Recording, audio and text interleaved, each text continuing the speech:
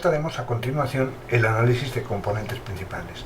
En primer lugar, explicaremos el análisis de forma intuitiva, utilizando un pequeño ejemplo y sin utilizar de momento desarrollos matemáticos de ningún tipo.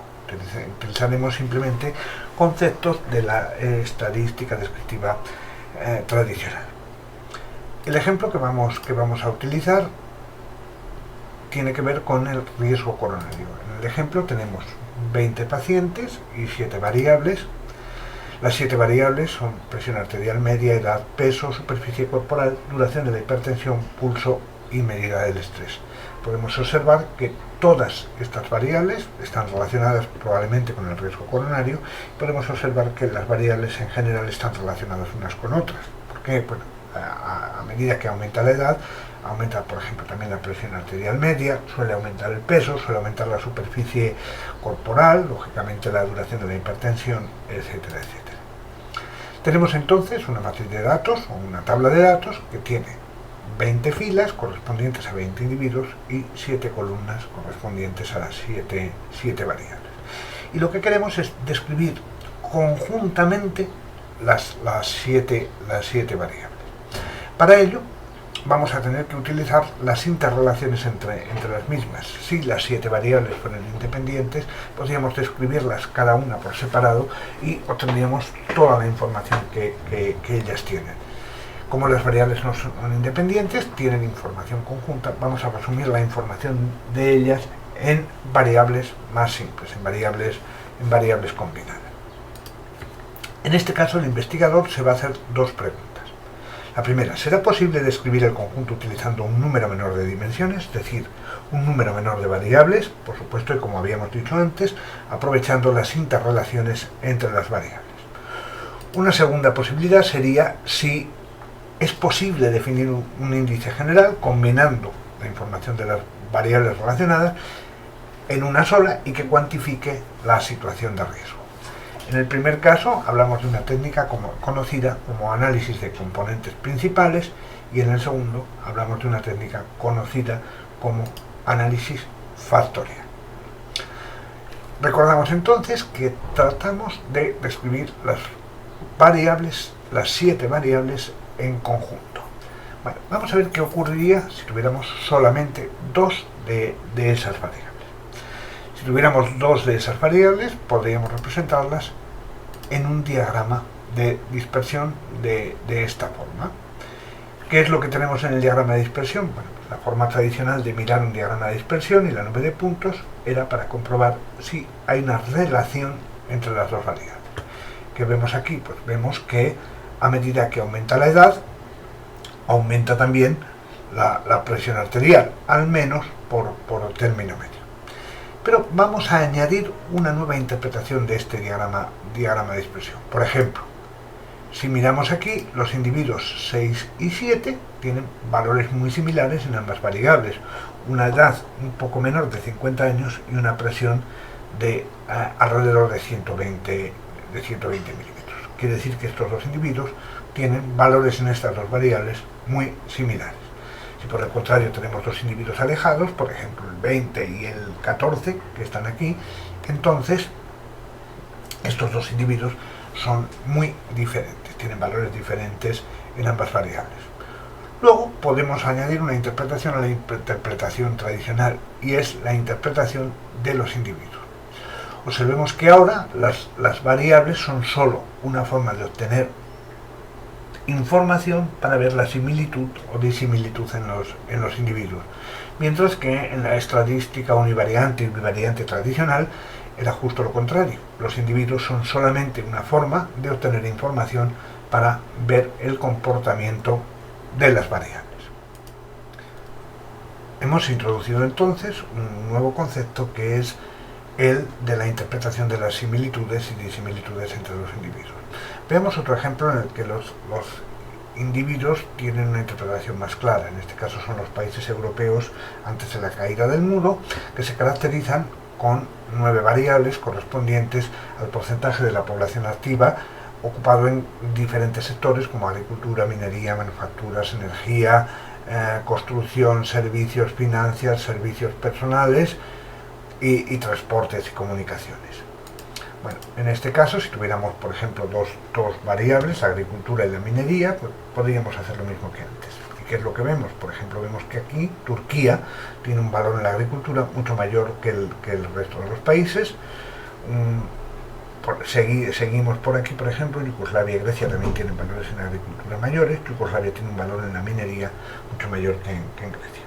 De esa forma podríamos ver la similitud y disimilitud entre los países. ¿Qué ocurriría si tenemos más de dos variables? Bueno, si tenemos más de dos variables necesitamos una representación tridimensional. Si tenemos más de tres variables no sería posible hacer una representación en un ordenador.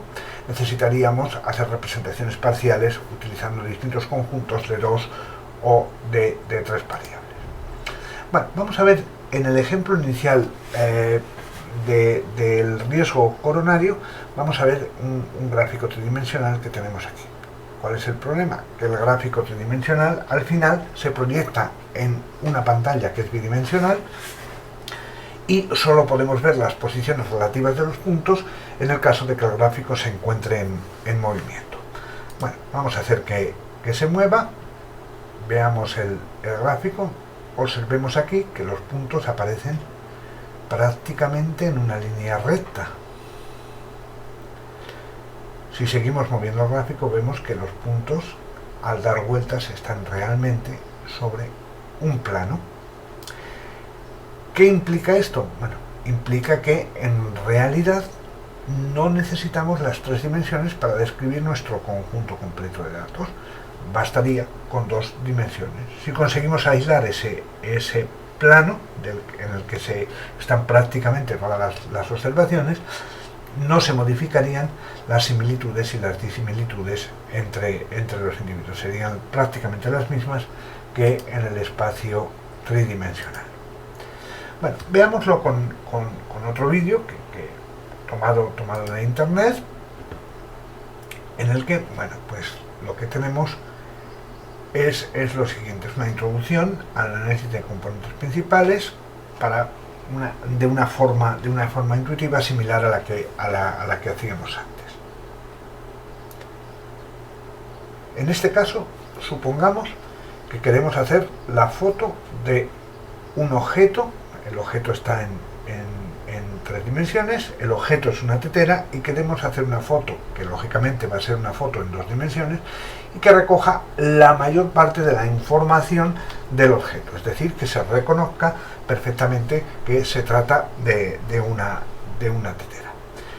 ¿Cómo podríamos hacer? Bueno, pues podríamos rotar el objeto buscando cuál es la posición con mayor información. La posición con mayor información podría ser esta, en la que el eje de la representación es lo más largo posible. Fijando ese eje podemos rotar el objeto hasta recoger la mayor parte de la información que queda. Por ejemplo, aquí tenemos una foto bidimensional en la que se reconoce en dos dimensiones que se trata efectivamente de una tetera. Luego se trata de hacer una foto en dos dimensiones o en pocas dimensiones de toda la situación multidimensional y que recoja la mayor parte de la información posible. Por ejemplo, veamos otro ejemplo esquemático. Supongamos que tenemos un animal recogido en esta fotografía. Si lo vemos de esta manera, pues no tenemos muy claro de qué animal se trata exactamente. En esta fotografía no hemos recogido la información correcta del animal que queremos fotografiar. Si lo hubiéramos fotografiado aquí, vemos que tenemos mayor cantidad de información y podemos reconocer claramente que se trata de un camello. Bueno, si volvemos al ejemplo inicial, si tuviéramos tres variables, vimos que podíamos reducirlo a un único plano con dos variables. Bueno, pues en este caso esas dos variables recogen el 99% de la información. ¿Cuál es la cuestión ahora? ¿Qué son esas dos nuevas variables? Esas dos nuevas variables son variables combinadas, que combinan las tres variables iniciales en ambos casos. Entonces, a la primera de las nuevas variables que definen el plano que hemos aislado le llamamos primera componente principal, a la segunda le llamamos segunda componente principal. En ambos casos se trata de combinaciones de las variables originales. Estas combinaciones recogen la mayor parte de la variabilidad y son incorreladas, es decir, la correlación entre ellas es cero. De alguna manera intuitiva podríamos decir que muestran aspectos independientes de esa información. Si tuviéramos el espacio completo, bueno, pues combinamos, en lugar de solamente 3 variables, combinamos 7 variables. La primera componente principal, la primera combinación de esas variables es la que recoge la mayor parte de la información. Luego veremos de forma un poco más formal cómo realizamos el cálculo de esa componente. Bueno, pues recogemos la mayor parte de la información. Tenemos una segunda componente que recoge la mayor parte de la información restante. Como antes, ambas son incorreladas y juntas recogen el 73,84% de la información. Si tenemos en cuenta que todas las variables se miden con error, pues es posible que este porcentaje de la variabilidad efectivamente sea un porcentaje importante y corresponda con la información en los datos. Bueno, tenemos entonces ahora 2 nuevas variables que hemos denominado componentes principales. ¿Cómo interpretamos esas variables? ¿Qué son esas variables? Bueno, dijimos que eran combinaciones lineales. ¿Cómo vamos a interpretarlas? Vamos a interpretarlas a través de la correlación de esas nuevas variables con las variables originales. Entonces, la primera componente principal tiene una correlación de 0,965 con la presión. ¿Qué quiere decir? Que tiene una correlación positiva y alta, es decir, a medida que aumentan los valores en la primera componente principal, aumentan también los valores en la presión. Quiere esto decir que los puntos que tengan valores altos en la componente principal, es decir, que se proyecten en esta parte de la componente principal, también tienen presiones altas. En el lado contrario, presiones más bajas. La edad también está correlacionada con correlación alta. Luego aquí tenemos edades más altas, edades más bajas. Lo mismo con el peso, con la superficie corporal, lo mismo con el pulso, ya no tanto con la duración y el estrés. Luego, los individuos que están en esta parte tienen mayores presiones, mayores edades, mayores pesos, mayores superficies corporales y mayores pulsos. Por tanto, tienen probablemente mayor riesgo de padecer una enfermedad coronaria. Veamos entonces con qué está relacionada la segunda componente principal. Las correlaciones no son muy altas, salvo con el estrés y quizás un poquitín más con la duración. Luego, normalmente los individuos con valores altos aquí, en la segunda componente principal, tienen mayor estrés que los individuos con valores bajos. Luego, en esta parte superior tenemos los individuos con mayor riesgo de enfermedad coronaria y con mayor estrés.